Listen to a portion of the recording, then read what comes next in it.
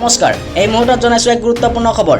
শিক্ষামন্ত্ৰী ডক্টৰ ৰণোজ পেগুৰ বিভাগত 15 কোটি টকীয়া দুৰ্নীতি। কোনে খালে 68,000 শিক্ষাৰ্থীৰ নামত আবণ্টিত মধ্যাহ্ন ভোজন। শিক্ষামন্ত্ৰী ডক্টৰ ৰণোজ পেগুৰ বিভাগত ভয়ংকৰ জালিয়াতি। 15 কোটি টকীয়া দুৰ্নীতি মন্ত্ৰী ৰণোজ পেগুৰ বিভাগত। বিদ্যালয়ত উপস্থিত অবিহনে কোনে খালে 68,000 শিক্ষাৰ্থীৰ মধ্যাহ্ন ভোজন।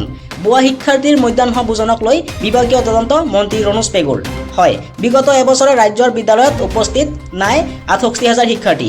এদিনৰ বাবেও 68,000 শিক্ষাৰ্থী উপস্থিত নহল বিদ্যালয়ত। বুৱা শিক্ষাৰ্থীৰ শীৰ্ষৰ তালিকাত ৰাজ্যৰ 3 জিলা বৰপেটা, ধুবুৰী আৰু নগাঁও। ৰাজ্যৰ এই 3 জিলাতে সৰ্বাধিক বিদ্যালয়ত অনুপস্থিত শিক্ষাৰ্থীৰ সংখ্যা। পিছে বছৰত এদিনো বিদ্যালয়ত উপস্থিত নথকা এই শিক্ষাৰ্থীসমূহৰ বিপৰীতে কিন্তু চৰকাৰীভাৱে নিয়মিতভাৱে যোগান ধৰা হৈছে মধ্যাহ্ন ভোজনৰ খাদ্য। যদি বিদ্যালয়ত শিক্ষাৰ্থী অনুপস্থিত তেন্তে কোনে খালে শিক্ষাৰ্থীৰ নামত আবণ্টিত মধ্যাহ্ন ভোজন। চৰকাৰী তথ্য অনুসৰি প্ৰথম শ্ৰেণীৰ পৰা অষ্টম শ্ৰেণীলৈকে দৈনিক এগৰাকী শিক্ষাৰ্থীৰ বাবদ কেন্দ্ৰৰ ৰাজ্য চৰকাৰে আবণ্টন কৰে গড়ে 6 টকা। বাকী অতিৰিক্ত প্ৰতিগৰাকী শিক্ষাৰ্থীৰ বাবদ দৈনিক চাউল যোগান ধৰা হয়। তেনে চৰ্চাত অনুপস্থিত 68,000 শিক্ষাৰ্থীৰ বিপৰীতে এটা বছৰত চৰকাৰৰ ব্যয় প্ৰায় 14 কোটি 68,80,000 টকা, যি ভয়ংকৰ তথ্য ৰাজ্য চৰকাৰৰ শিক্ষা সেতু এপছৰ জৰিয়তে প্ৰকাশ হৈছে।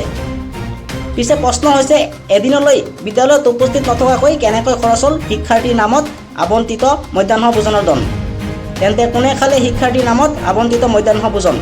ইয়াকে লৈ শিক্ষা বিভাগত চলিছে বৃহৎ চৰ্চা।